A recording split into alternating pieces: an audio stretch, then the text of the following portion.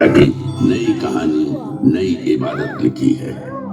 इस गिरिखंड में लोग मारे गए, कत्लो गारत हुए, हिंसा का ऐसा नंगा खेल खेला गया कि हिंसा करने वाले का मन भी भरा है।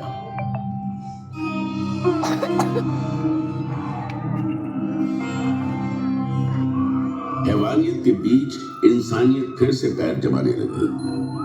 हिंसा के खिलाफ अहिंसा की मजबूत जड़ें पहाड़ी चट्टानों, अंधेरे जंगलों, उफनती नदियों और महासागरों को चीरती सरहद पार तक फैल गई। और इसी धरती से इंसानियत का नया स्वर इस गिरिखंड से टकरा समस्त विश्व में गूंज उठा। समस्त मानव मेरी संतान है। मैं अपनी संतानों के लिए क्या चाहता हूँ? मैं चाहता हूँ उनका भला, उनकी खुशियां, इस संसार में भी और इसके बाद वाले संसार में भी। समस्त मानव जाति के लिए यही कामना है। तुम शायद ये समझ नहीं सकते कि मेरी ये कामना किस हद तक है, और यदि तुम में से कुछ इसे समझ भी जाए तो भी तुम इस कामना की शिद्दत को पूरी तरह नहीं समझ सकते। मैं अहिंसा के उसी नाद का प्रतीक हूं जिसने इस ब्रह्मांड को एक सूत्र में बांध रखा है, जिसका होना इंसानियत का होना है। यही भाईचारे की सच्ची परिभाषा भी है। सम्राट अशोक की ऐतिहासिक कहानी प्रारंभ होती है उनके दादा चंद्रगुप्त मौर्य से। ईसा की चौथी शताब्दी का अंत एक बटी हुई राजनीतिक स्थिति के शुरुआत का समय था।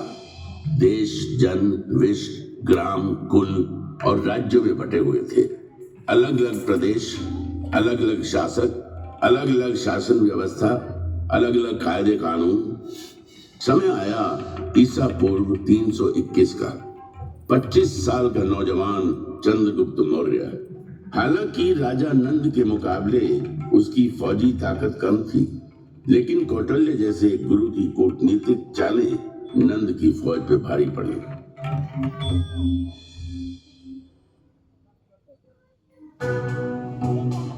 सुनो चंद्रगुप्त, तुम्हें अगर नंद का समूल नाश करना है तो धैर्य से काम लेना होगा, और जैसा मैं कहता हूं वैसा ही करना होगा।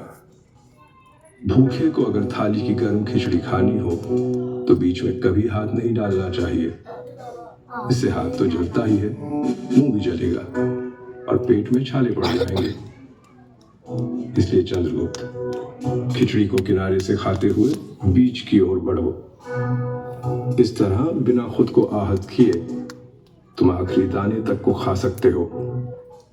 ठीक उसी प्रकार तुम्हें नंद के राज्य पर विजय प्राप्त करनी है। मेरे बताए मार्ग पर चलो। वो समय दूर नहीं जब सत्ता का केंद्र तुम्हारे हाथों में होगा। तुम अधिपति बनोगे।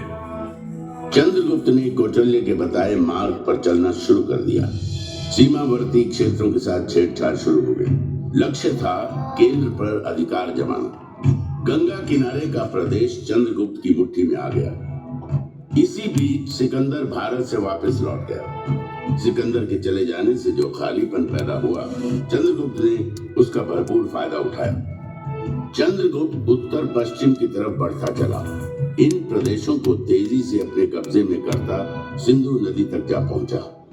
उसकी नजर सिंधु पार के इलाकों पर थी, लेकिन वहां शासन था सिकंदर के सेनापति सेल्यूकस निकेटर का। चंद्रगुप्त रुक गए। उनकी नजर मध्य भारत पर पड़ी।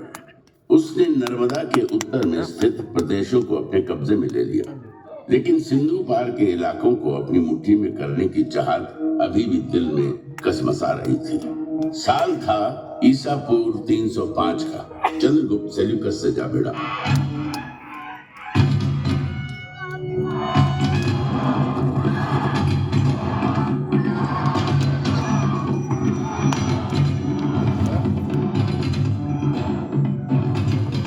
लंबी चली लड़ाई में जीत चंद्रगुप्त के नाम हुई और उसने सेल्यूकस को हरा सिंधु के बड़े भूभाग पर कब्जा जमा लिया। बंगाल से लेकर हिंदू कुश और हिमालय से लेकर नर्मदा तक के प्रदेश चंद्रगुप्त की छत्र छाया में आ गए। एक नए युग, नई व्यवस्था ने बीज से पौधे का रूप ले लिया। राज्य साम्राज्य में बदल गए और जन्म हुआ दुर्जय मौर्य साम्राज्य का। ऐसा कहते हैं कि अपने जीवन के अंतिम काल में चंद्रगुप्त मौर्य जैन सन्यासी बन गए। अपना साम्राज्य अपने पुत्र बिंदुसार को सौंप जैन मुनियों के साथ दक्षिण की ओर चले गए तथा जैन रीति के अनुसार अनाहार द्वारा अपने जीवन का त्याग कर दिया। चंद्रगुप्त के बाद बिंदुसार ने विशाल मौर्य साम्राज्य की बागडोर अपने हाथों में ले ली। चंद्रगुप्त के साम्राज्य विस्तार का सपना बिंदुसार का सपना बना। उसने दक्षिण पर आक्रमण कर मौर्य साम्राज्य का विस्तार सुदूर दक्षिण में मैसूर तक कर दिया। उसने बंगाल की खाड़ी और अरब सागर के बीच के समस्त प्रदेशों को जीतकर मौर्य साम्राज्य के अधीन कर लिया। भारत के विशाल भूभाग पर मौर्य के रथ की विजय पताका लहराते दौड़ने लगी। लगभग सारा उपमहाद्वीप मौर्यों के कब्जे में आ गया। सिर्फ एक क्षेत्र था जो अब भी उनकी पहुंच से बाहर था। वो था पूर्वी तट कलिंग। कलिंग आजाद अविजित था। उसने विजयी मौर्य रथों को अपनी सीमा में घुसने नहीं दिया था। कलिंग की सीमा पर अब भी कलिंग का ही ध्वज लहरा रहा था।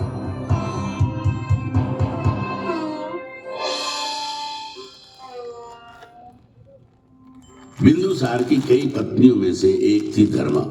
उसी के गर्भ से जन्म लिया बालक अशोक ने।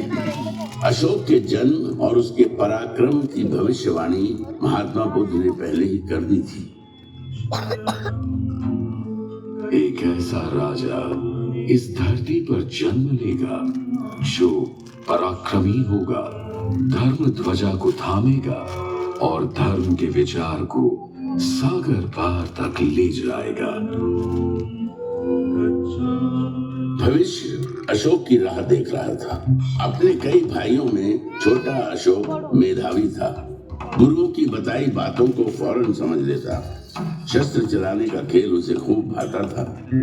दुश्मन के वार से किस तरह बचना है, शत्रु को कैसे अपनी तलवार के नोक के नीचे लाना है, ये कला उसने बचपन में ही सीख ली थी। शस्त्र कला के अभ्यास में वो अक्सर अपने बड़े भाई सुसीम को परास्त कर देता था।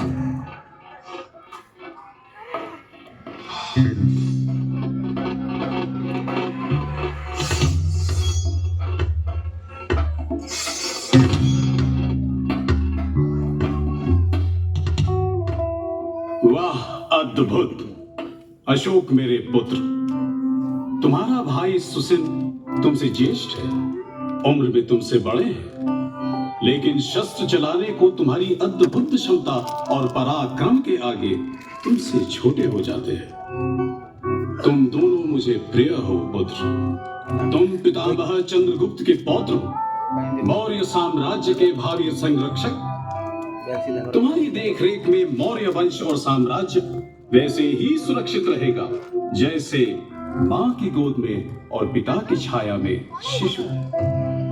पुत्र अशोक, अब समय आ गया है जब मैं तुम्हारे कंधे पर साम्राज्य के एक हिस्से की देखरेख का भार सौंप थोड़ा निश्चिंत हो सकूं। राजकाज में रुचि लेना प्रारंभ करो पुत्र। बिंदुसार ने अपने छोटे पुत्र अशोक को राजकाज के कामों में लगाया। उसकी प्रतिभा पर गहरा भरोसा दिखाया। पिता का ये अगाध प्रेम और अशोक के प्रति बढ़ते अनुराग से सुसिम व्याकुल हो उठा। अपने पिता की संतानों में मैं ज्येष्ठ हूँ। राज की जो बागडोर मेरे कंधे पे होनी चाहिए वो अशोक के कंधे पे डाली जा रही है। पिता का अशोक के प्रति यह अनुराग मन शंकित होता है। सुसिम बेचैन था और अशोक लगन धैर्य के साथ प्रांतों को नियंत्रित करने के कार्य में लग गया। अपने साहस, बुद्धि और नियंत्रण करने की अद्भुत क्षमता ने अशोक की लोकप्रियता में चार चांद लगाना शुरू कर दिया। अशोक की बढ़ती प्रसिद्धि और प्रांतों को नियंत्रित करने की क्षमता से जहां एक तरफ बिंदुसार का भरोसा अशोक के प्रति बढ़ता जा रहा था, वहीं युवराज सुसिम का भावी सम्राट बनने का भरोसा डगमगाने लगा। युवराज होने के बावजूद अशोक उसे प्रतिद्वंदी की तरह नजर आने लगा। सुदूर उत्तर पश्चिम तक्षशिला के प्रांत में असंतोष बढ़ने लगा था। फौजी गुटबाजी शुरू हो गई थी। एक प्रांत के अंदर कई सैन्य दल बन गए थे। उनकी आपस की खींचतान और असंतोष से तक्षशिला खतरे में था। सुसिम के लिए यही अवसर था जब वो अशोक को पिता बिंदुसार की नजरों से दूर कर सकता था। सुसिम ने इस अवसर का भरपूर फायदा उठाया।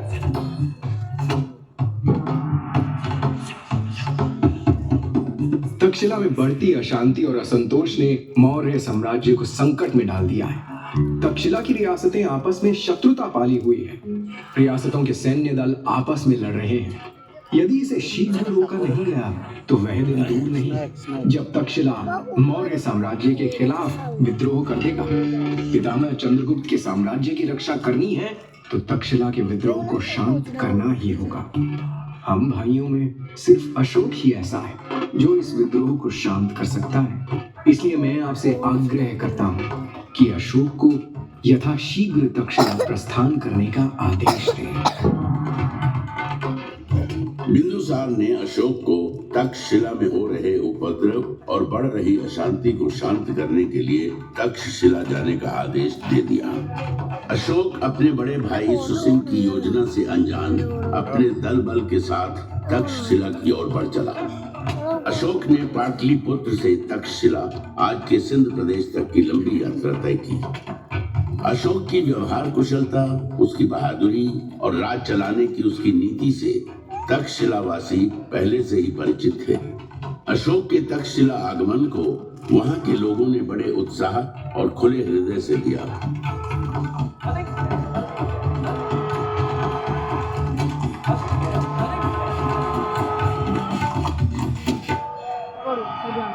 अशोक का जबरदस्त स्वागत किया गया। तक्षशिला की धरती पर न घोड़े दौड़ाए गए, न तलवार चली, न ही लहू बहा।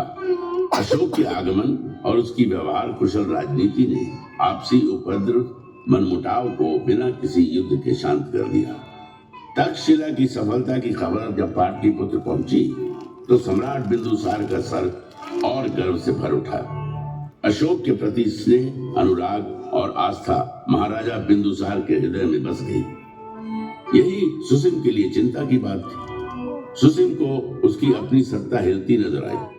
अशोक को अपने रास्ते से हटाना सुसिम का एकमात्र लक्ष्य बन गया। सुसिम ने अशोक के खिलाफ महाराज के कान भरना शुरू किए। महाराज बिंदुसार को अशोक के विरुद्ध करने के लिए जितने प्रयोजन हो सकते थे सब किए। सुसिम युवराज था, मौर्य साम्राज्य का भावी शासक। उसका इस प्रकार सोचना बिंदुसार को चिंतित किए जा रहा था। सुसिम की बातों में भविष्य के खतरे की गंध आ रही थी। बिंदुसार ने अशोक को अपने से दूर भेज दिया। अशोक को देश निकाला मिल गया। क्रोध और घृणा से भरा अशोक अपने भाई सुसिम की योजना को भली भांति समझ चुका था। अपने हृदय में धड़कती ज्वाला को दबाए अशोक मौर्य साम्राज्य से बाहर निकल गए।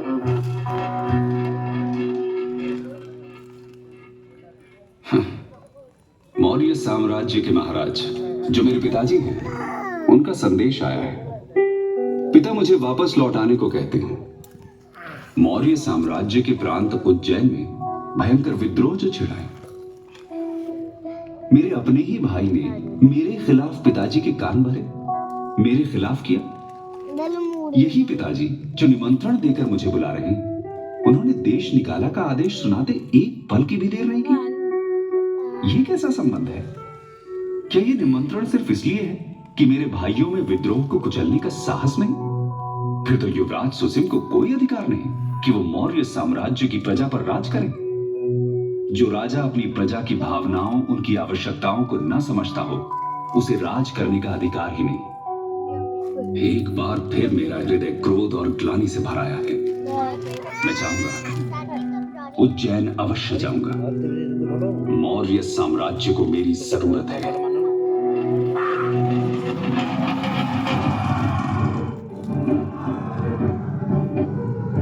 अशोक की जोरदार वापसी हुई। अपनी पूरी ताकत, हौसले और सैन्य बल के साथ उज्जैन के विद्रोह को कुचलने अशोक निकल पड़ा। उज्जैन में घमासान मचा। अशोक ने अपनी पूरी शक्ति लगा दी। विद्रोह को बुरी तरह रौंद दिया गया। विद्रोही मारे गए। मौर्य साम्राज्य की हिलती नींव और गहरे धरती चली गई। जैनी के इस संग्राम में अशोक को चोट आई। घायल अशोक के उपचार में वैद्य लगा दिए गए। इन्हीं में एक थी बौद्ध सन्यासिनी देवी। दिन रात अशोक की देखभाल में लगी थी। देवी के संपर्क ने अशोक का परिचय बौद्ध धर्म और विचार से कराया। धर्म का विचार अशोक के मन को छू गया था। देवी का अनुराग और उसका संपर्क उसे भाने लगा। आगे चलकर अशोक ने देवी के अनुराग और उसके प्रति अपने लगाव को वैवाहिक रूप में बदल दिया। अशोक उज्जैनी के प्रशासन में लगे थे। उधर पाटलिपुत्र में उनके पिता बिंदुसार बीमार मृत्युशैया पर पड़े संघर्ष कर रहे थे। पिता पुत्र दोनों संघर्षरत थे। दोनों ओर संघर्ष था। संघर्ष था जीवन का। अशोक उज्जैनी के संघर्ष के विजयी योद्धा थे, लेकिन पिता बिंदुसार मृत्यु से अपने जीवन का संघर्ष करते हार गए। मृत्यु ने जीवन पर विजय प्राप्त की।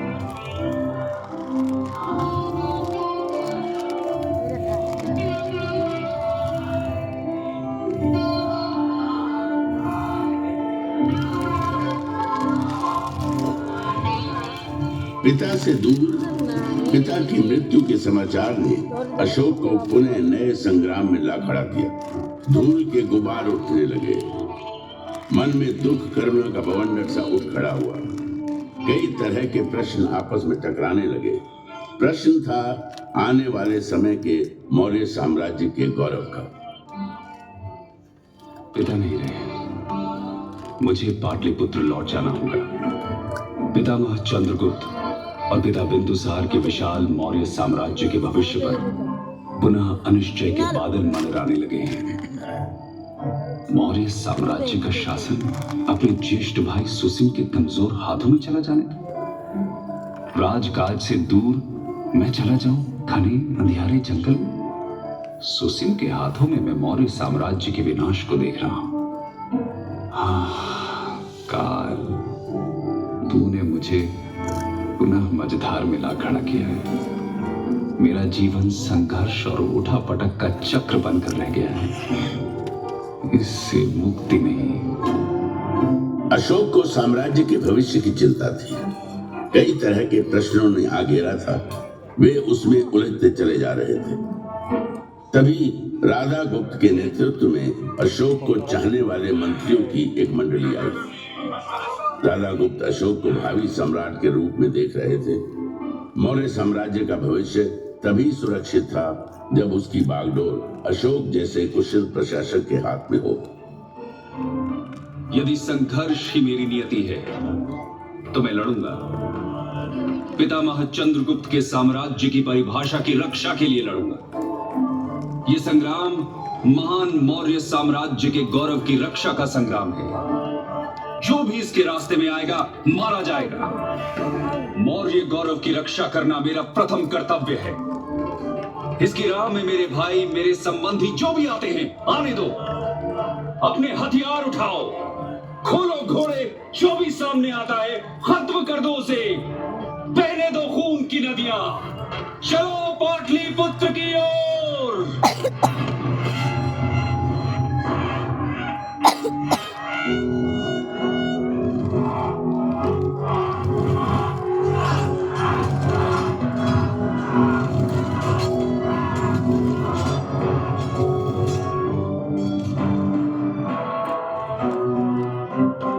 भयंकर मारकाट मची। खून बहे। जो भी सामने आया मारा गया। अशोक ने साम्राज्य की खातिर अपने सभी भाइयों का कत्ल कर दिया। सुसिम मारा गया। मौर्य साम्राज्य का गौरवशाली मुकुट अशोक ने अपने माथे पर धारण किया। जीवन संघर्ष ने अशोक के मोम जैसे हृदय को पत्थर सा बना दिया था। इस हृदय में दया नहीं थी। करुणा का कतरा कतरा सूख चुका था। पाटलिपुत्र की गद्दी पर बैठने के साथ ही अशोक ने साम्राज्य विस्तार के लिए एक के बाद एक कई लड़ाइयां लड़ी। युद्धों का ये सिलसिला लंबा चला, लेकिन एक प्रदेश अभी भी था जो अशोक की पहुंच से दूर था। वो प्रदेश था कलिंग प्रदेश। कलिंग अभी भी उसकी पहुंच से दूर था। कलिंग नरेश राजा अनंत चंद्रभान की जय।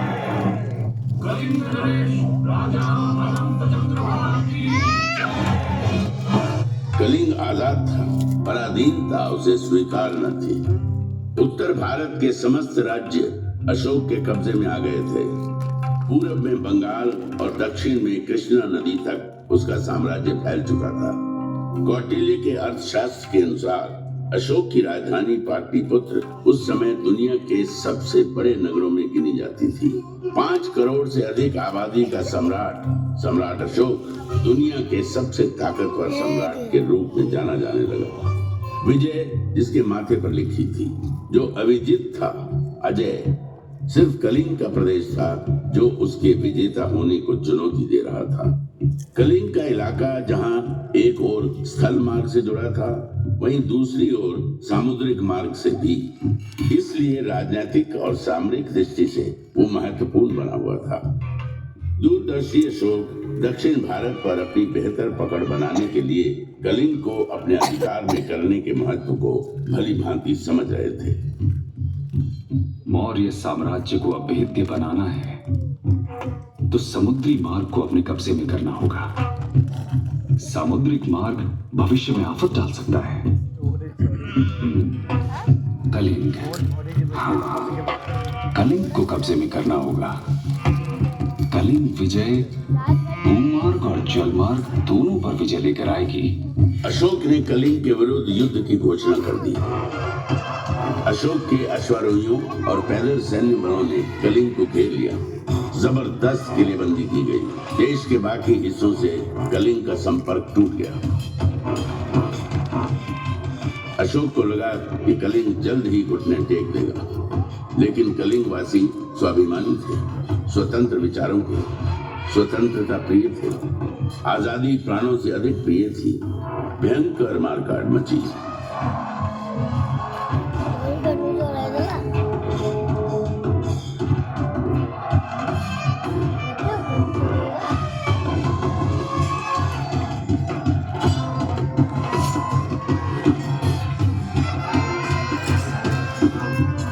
कलिंग का यही प्रदेश संग्राम का केंद्र बना। अशोक के अश्वारोहियों ने धौलीगिरी के प्रदेश को रौंद डाला। जबरदस्त मुकाबला हुआ। युद्ध चला। 1.5 लाख से अधिक लोग बंदी बना लिए गए। लाखों लोग मारे गए। घायलों की तो गिनती ही नहीं थी। कलिंग का युद्ध इतिहास की सबसे बड़ी त्रासदी बन गया। मानवता आंसू बहाती रही। इंसानियत ने बर्बरता और जुल्म के आगे घुटने टेक दिए। विजयी अशोक की विजय यात्रा कलिंग की भूमि पर निकली, लेकिन इस पराक्रमी राजा के विजय स्वागत में फूलों की पंखुड़ियां नहीं थी। स्वागत में थे कटे पिटे शव, अपने पतियों की मौत के शोक में विलाप करती स्त्रियां, लहू से कीचड़ बन आए राजमार्ग, शवों के विशाल ढेर, चील, गिद्ध, भेड़िए और सियारों के संवेद गीत। अशोक का हृदय दुख, करुणा और गिलानी से भर उठा।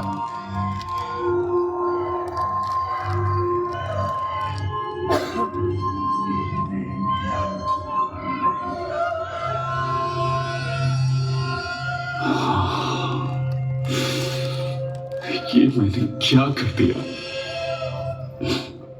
मैं तो निकला था विजय करने कि कलिंग की भूमि मेरा स्वागत करेगी, एक विजयी राजा की तरह। फूलों की वर्षा, चंदन और कुमकुम से मेरे माथे पर तिलक होगा।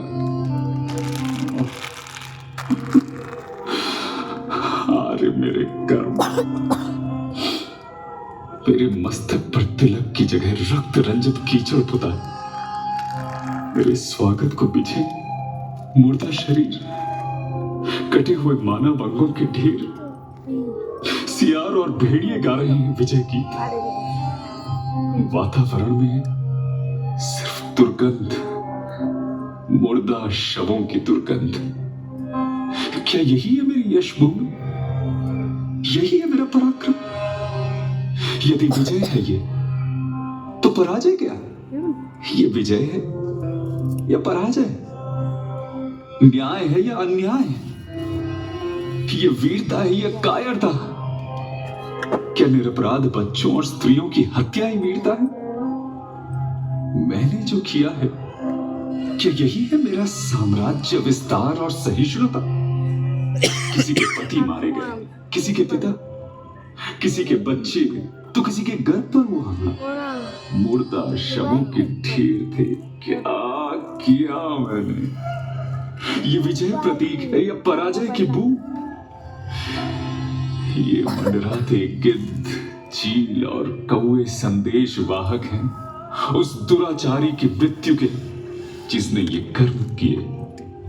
प्रभु, मुझे शांति कहाँ मिलेगी? मेरे प्रभु, अपनी शरण में ले लो ईश्वर, अपनी शरण में ले लो, मुझे थाम लो। प्रभु, शांति चाहिए मुझे, मेरे प्रभु, शांति चाहिए। ଫଟୋଟା ଭିତରେ ଅଛି ଜାଣିନି ଲେଖା ଗୁଜା କରିକି କଣ କରିବି ସେ ରହୁଛି ରହୁଛି କୋଉଠି ଦେଖିବି ବ୍ୟାଗଟା ଦେବି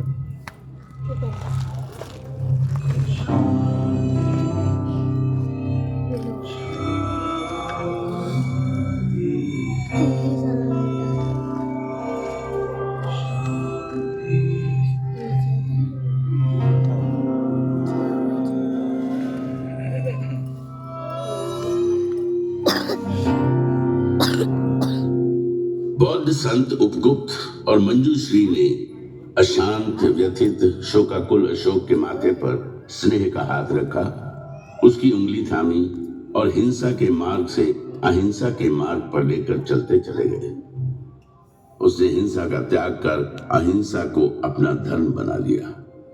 अशोक बुद्ध के मार्ग पर चल निकले और कहे गए, देवन प्रिय, देवताओं के प्रिय, प्रिय दासी।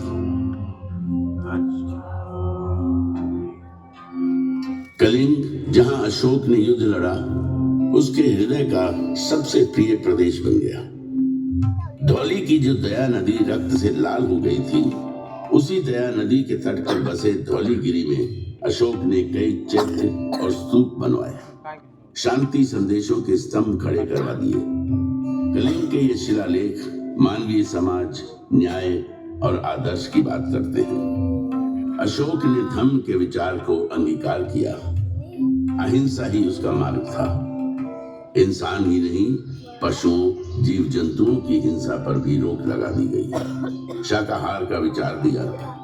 जाति पाति के भेद खत्म कर दिए गए। लोक कल्याण और जनहित उसके शासन के मंत्र बन गए।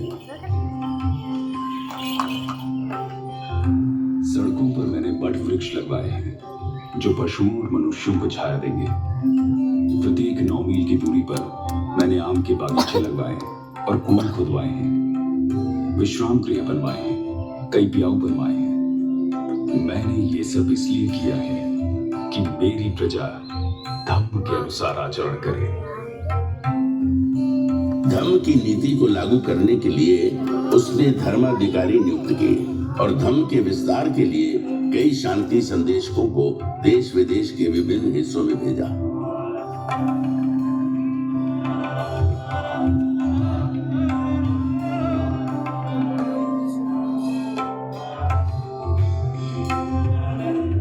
Sri Lanka, Nepal, Thailand, Egypt, Syria और मैसेडोनिया के इलाकों में अशोक के शांति दूत अहिंसा के विचार को लेकर गए और बुद्ध के विचार का प्रसार किया। लगभग 40 वर्षों तक साम्राज्य का संचालन करने के बाद 232 ईसा पूर्व में महान सम्राट अशोक ने देह त्याग लिया। अशोक के शांति संदेश उसकी राजनीतिक समझ की गौरव गाथा कहते नजर आते हैं और आज भी अंधेरे में रोशनी फैलाने का काम करते हैं। संभवतः अशोक दुनिया का पहला ऐसा सम्राट था जिसने साम्राज्यवाद के विचार को लोक कल्याण और जनहित के संदर्भों में समझा और उसे लागू भी किया। हिंसा के विरोध में अहिंसा के बौद्ध दर्शन को जन जन तक पहुंचाया। धौली में अहिंसा का प्रतीक स्वरूप एक बौद्ध स्तूप और एक हाथी का स्वरूप यहाँ बना हुआ है, जो अहिंसा के उसी विचार का प्रतीक है। मेरे नाद में महान अशोक का नाद भी मिला हुआ है। मैं नाद हूं शांति का।